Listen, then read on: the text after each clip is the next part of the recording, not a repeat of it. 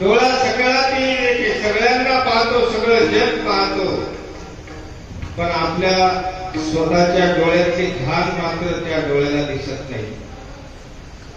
मग ती घाण पाहण्याचं कार्य एखादा आरसा आपल्याला समोर धरावा लागतो, मग आपल्या डोळ्यातली घाण आपल्याला दिसत असते.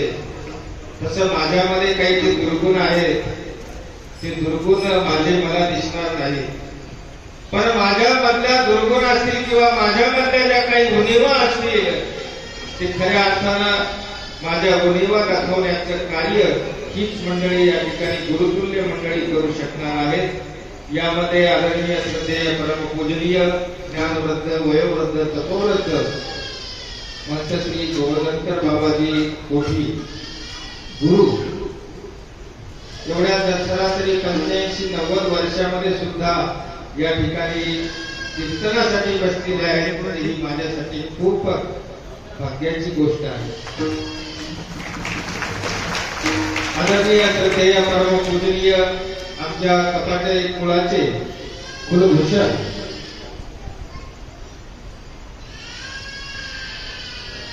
ज्यांनी खऱ्या अर्थानं आपल्या या नांदेड परभणी हिंगोली जिल्ह्याला पोथीचा कार्यक्रम काय असतो ते गुजड्याचं महावाक्य झाल्यानंतर सरासरी माहीत नव्हता, तो बाबांनी खऱ्या अर्थानं आपल्या परिसरामध्ये या सर्वसामान्य लोकांना त्याची ओळख करून दिली.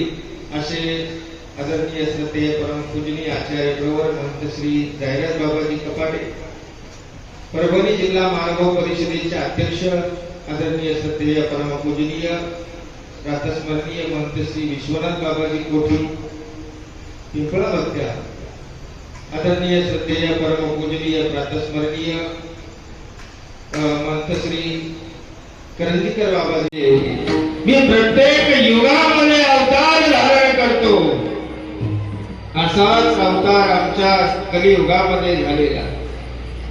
अनेक अवतार अनेक कार्यासाठी झालेले आहेत. दत्तात्रय महाराजांच्या बद्दल बोलत असताना अनेक वेळा ऐकलं, अवतार उदट होती सगळेची विलया जाती, तैशी नव्हे दत्तमूर्ती नाश कल्पांती असे.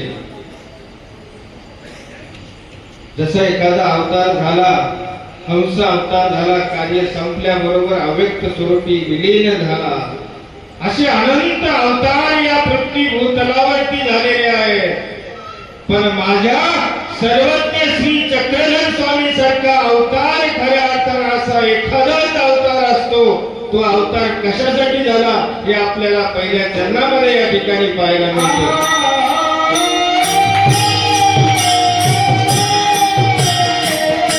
त्याचा उद्धार जगामध्ये कुठेच होणार नाही. विचार करा, जीवांच्या उद्धाराचं व्यसन धारण केलेलं आहे या अवताराने. कुणाला कशाचं स्वामी म्हणतात, हे तर जीव उद्धरिती हेची व्यसन, हेच व्यसन आहे. मग व्यसनाधीन झालेला, व्यसनभूत असलेला अवतार या शब्द अनेक वेळा ऐकले. याचा अर्थ काय आहे? जसा व्यसनाच्या आहारी गेलेला, व्यसनाधीन झालेला मनुष्य व्यसन पूर्ततेसाठी काहीही करू शकतो. एखाद्याला मद्यपानाची सवय आहे, पैसे मिळाले नाही, चोरी सुद्धा करू शकतो. तसं माझा देव जीवाच्या उद्धारासाठी, आपल्या व्यसन पूर्ततेसाठी काहीही करू शकतो. महाराजांनी विचार केला, उन्हाळ्याच्या दिवसामध्ये चालून आल्यावर पायावरती रथ साचलेले आहेत, थंड पाणी टाकावं. एका मंदिराचं गळतीचं पाणी टाकलं, ते दादोसांना आवडलं नाही. बिडारावर गेला, दादोस म्हणतायत, रुपये स्नान केलं का? दादोस स्नान घ्यायचे, कशाचं स्नान? अहो तुम्ही गुरुवाचं पाणी पिलं चरणोदक घेतलं पाय धुतल्यानंतर, अहो पाणी जरी गुरुवाचं, तर मी देवाचं चरणोदक घेतलं नाही, पाणी गुरुवाचं होतं, मग असं असतं तर देवाने थांबवलं नसतं का? देवाला काय पडलं? जीव स्वर्गाला गेले काय आणि नरकाला गेले काय? देवाला काय वाटलं? असं कसं म्हणता? अरे आपल्याच एकीच्याचं वाटेल ना. 60 लाख नीच कुमार 56 कोटी यादव आपसामध्ये धुंदू धुंदू मेले. का नाही थांबवलं? भगवान गोपाल कृष्ण महाराजांनी महाराजांचा निरोत्तर झालेली आहे. प्रश्न पडला की का नसेल थांबवलं? देवाकडे आली. देव तर सर्वज्ञ आहे. देव बोलले होते, जाग्यावर उठून बसलेले आहेत आणि महाराजांना म्हणतात बाई या बोला. घडलेला सर्व वृत्तांत सांगितला आणि भगवान श्री चक्रधर स्वामी जेव्हा महाराजांना बोलतायत तेव्हा श्री चक्रधर स्वामी महाराजांची जाणीव अशी थरथर कापते आहे. महाराजांना सांगत असताना म्हणतात बाई पहिली गोष्ट लक्षात ठेवा की श्री कृष्ण चक्रवर्ती महाराज शतसंभवी वारीची गेले. अरे बाबा हो, मद्यपान करू नका, दारू पिऊ नका. अनेक कुटुंब उद्ध्वस्त झाले, कोणाचेही भलं झालं नाही. अनेक गावाच्या गाव उद्ध्वस्त झाले. मद्यपान करू नका. कुणी ऐकलं? दुसरा मुद्दा की त्या 56 कोटी यादवामध्ये माझा कोण होता?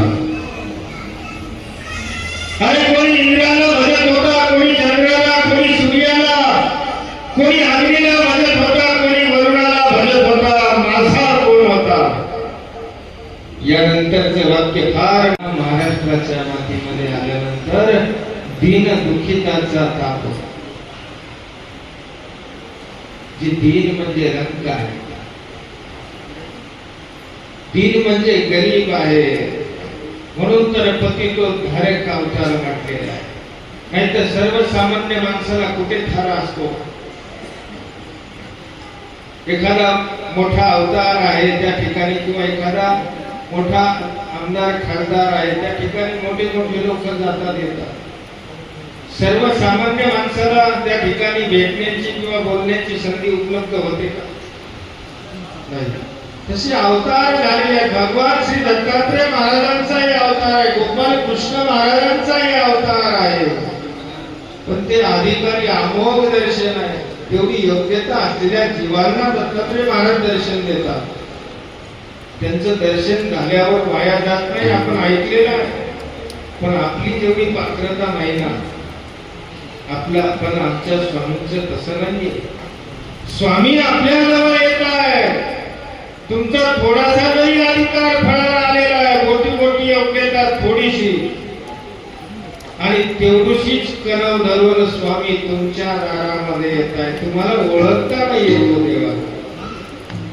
कितीतरी लोकांच्या दारामध्ये देव गेला, देवाला ओळखता नाही आलं.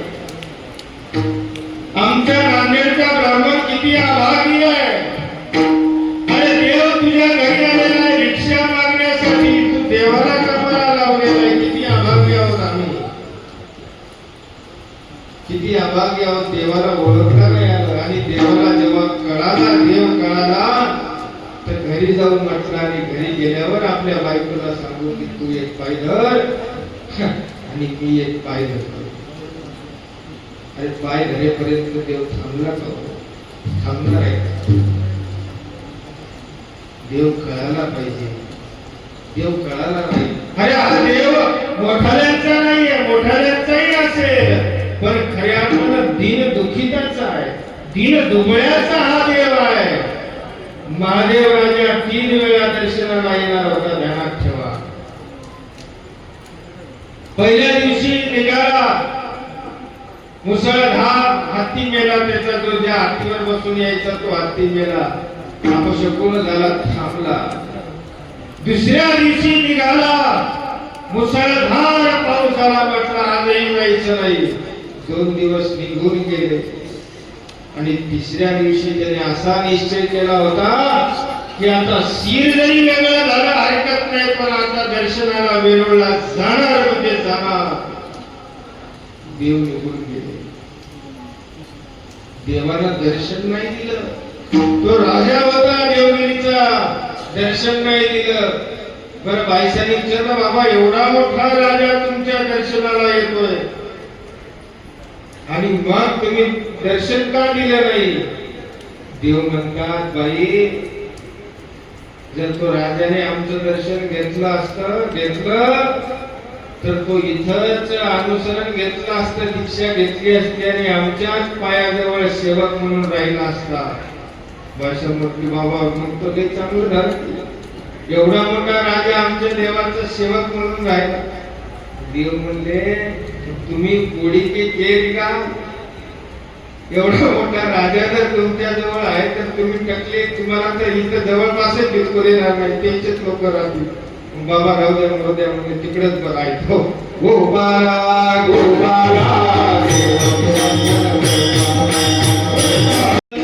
तुम्ही कोणाचं करता? देवाने काय सांगितलं? श्री चक्रधर स्वामी महाराजांनी एकाच वाक्यामध्ये सांगितलेले, बाई हे सगळं जीवाते चित्ती, सगळ्या अखंड या विश्वातल्या जीवांचं आम्ही चिंतन करतो. मग देव कोणाचा? बांधून नका ठेवू देवाला. देवाने सांगितलं नाही की आम्ही मानभाव पंथीयाचं चिंतन करतो आहोत. व्यापक आहे ते भगवंत अवतार, हा व्यापक असतो. म्हणून आज खऱ्या अर्थानं 800 वर्ष झाल्यानंतर ही गोष्ट लक्षात आलेली आहे की बाबा श्री चक्रधर स्वामी महाराज सर्वांचे ते विचार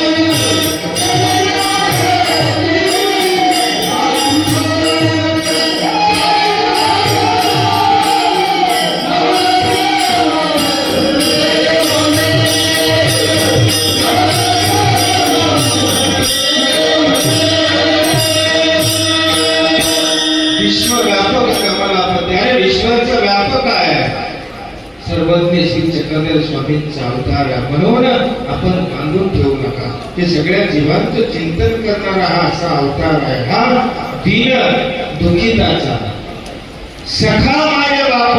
अहो आपण म्हणतो हा बाप आहे, ही आई आहे, हे वडील आहे, भाऊ बहीण, काका काकू, मामा मामे, सगळे चुलते, सगळ्या गोष्टी मिळाल्या आहेत. पण या जन्मापुरते याच जन्मापुरतेला मागच्या जन्मी तुम्ही कोणाचं कोण होतो बसलेल्या वेळी मला एखादी सांगा बरं. अरे लक्षात गावल्याशी राया दुर्लभ संसारी मनुष्य जन्म, दया माझी दुर्लभ विवेक ज्ञान, दया माझी दुर्लभ श्रीकृष्ण भक्ती सन्निधान, दैवा विनया पविजे दुर्लभ आहे. 83,99,999 योनी नरक आहे, फक्त एकच योनी मनुष्याची सोडली तर. मग या मनुष्य देहामध्ये आज आपण म्हणतो ते नातेगोते पती आहे, पत्नी आहे, मागच्या जन्मी कोण होतो? दीन दलिताचा सखा माये बाप, दीन दुखिताचा. डोमे गावला 5 मुली असलेला ब्राह्मण आहे, 5ही विधवा झालेल्या आहेत, 5ही विधवा झालेल्या आहेत. माऊली कल्पना केली ना तर किती भयंकर दुःख आजही आपल्याला वाटतं. मनात कल्पना करून बघा ना. 5 मुली असलेला बाप, 5ही विधवा झालेल्या आहेत मुली. किती दुःखाचा डोंगर कोसळला त्या मुलीवर, त्या बापावर. पण मुलीकडे बघून जीवन जगत होता. पण हा समाज रस्त्याने जाणारा तुमच्या माझ्यासारखा त्या ब्राह्मणाला दुःखावरच्या खपल्या काढत होता. अरे पंचेरांना आला, पंचेरांना गेला,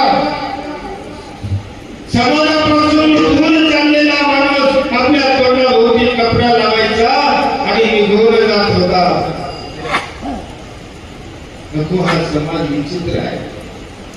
अरे जगू द्या ना त्याला. आणि असा विचार करून जात असताना स्वामींची नजर त्या ब्राह्मणावर पडली. स्वामींनी भक्तीजनांना सांगितलं, अरे जा बोलवा त्यांना. भक्तीजन गेले आणि सांगितलं, तुम्हाला श्री चांगदेवरावांनी बोलवलं. तो स्वामींकडे आला आणि स्वामींकडे आल्यानंतर सर्वज्ञ श्री चक्रधर स्वामी महाराजांच्या मुखातून एक वाक्य बाहेर पडलेलं आहे.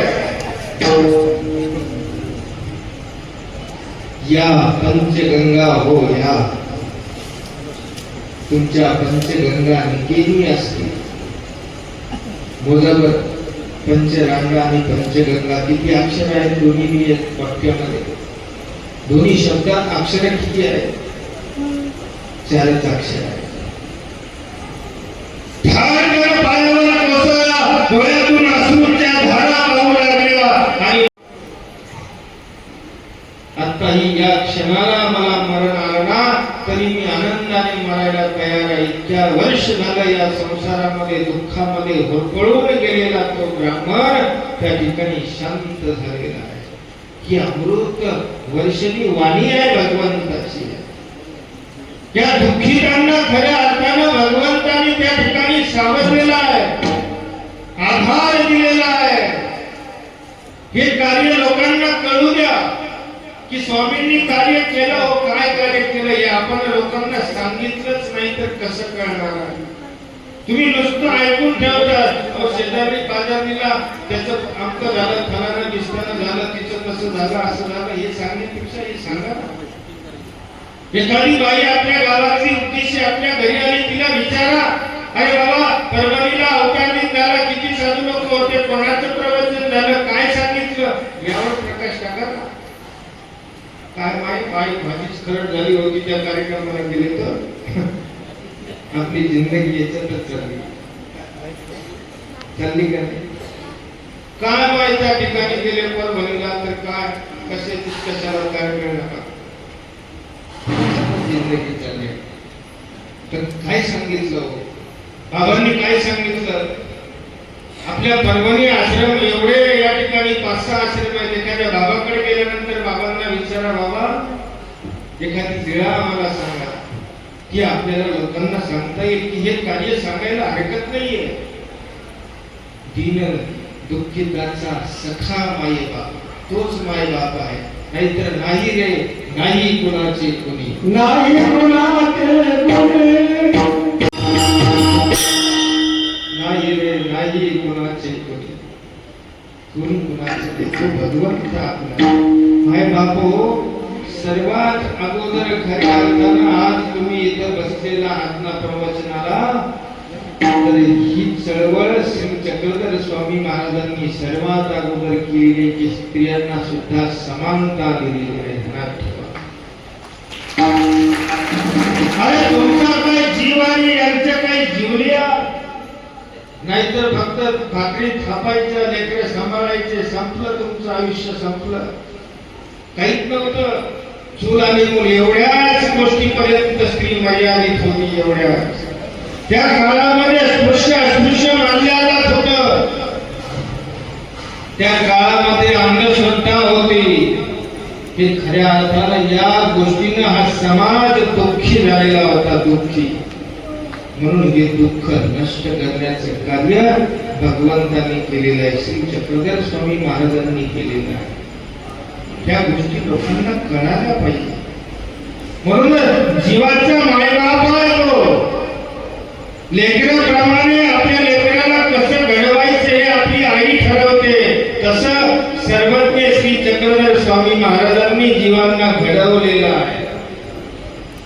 सप्त व्यसनाने धांगण्यासारखा नागदेव तो मानभाव पंथाचा पहिला आचार्य होऊ शकतो. ध्यानात ठेवा. अनेक यंत्रणा निघालेल्या आहेत. एकीकडून ऊस टाकावा, दुसरीकडून साखर बाहेर येते, कारखाने निर्माण झालेले आहेत.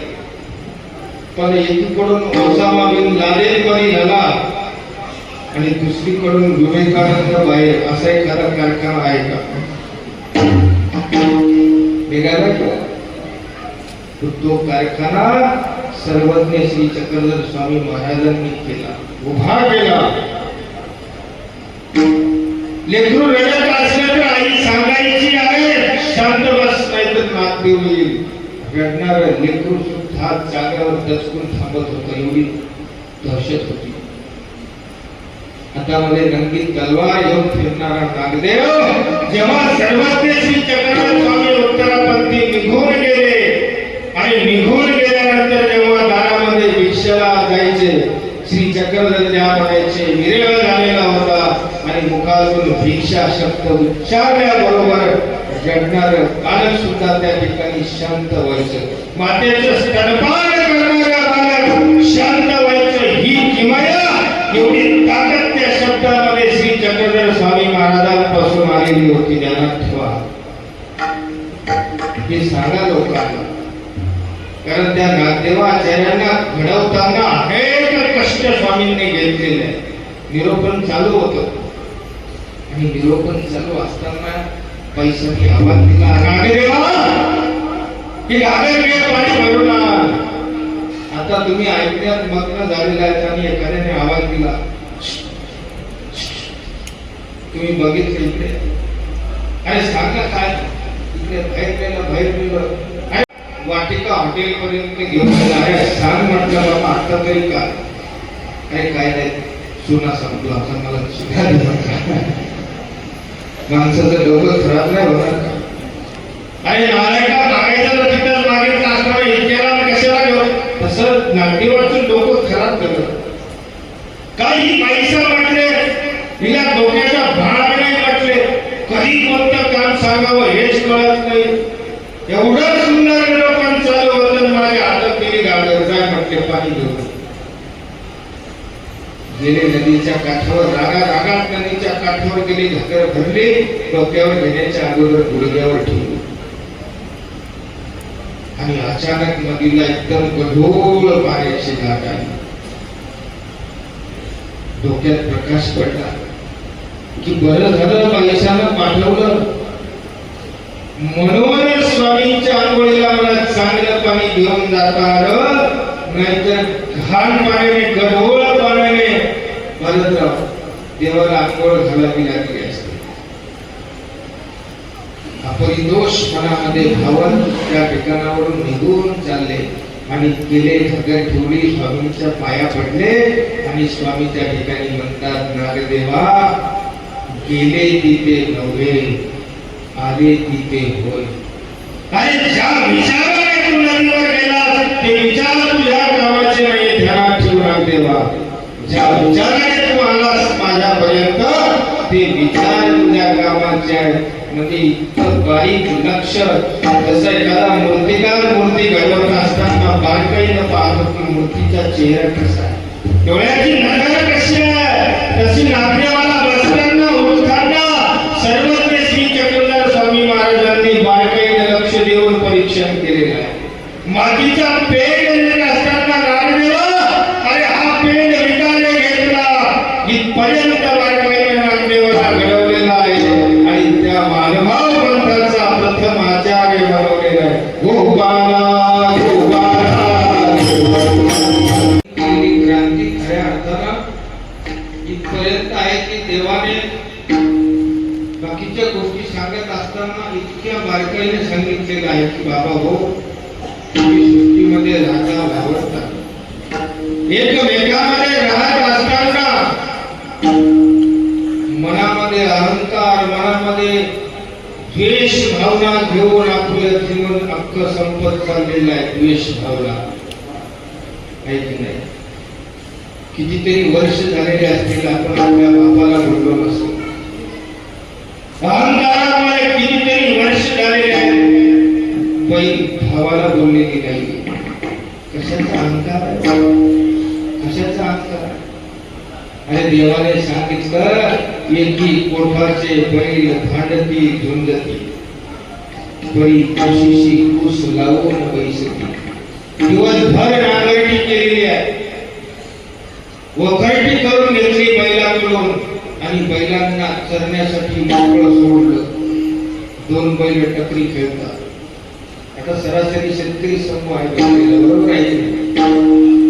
दोन महिला असे त्या ठिकाणी टपरी खेळतात असं वाटतं की जणू काय आता एक टक्कर सुटतच नाही. 2 तासानंतर जेव्हा परत आपण चारा वैरण झाल्यानंतर आपल्या गोठ्यामध्ये त्या बैलांना त्या खुंट्याला बांधल्यानंतर दोघेही बैल कुशीला ऊस लावून बसतात, एकमेकाला चाटतात. मग ह्या गोष्टी बैल सुद्धा पशु प्राणी सुद्धा करू शकतात, तर आपण का नाही करू शकत? म्हणून देवाने सांगितलं रे बाबा हो, लोकांप्रती भावना तुमची चांगली ठेवा.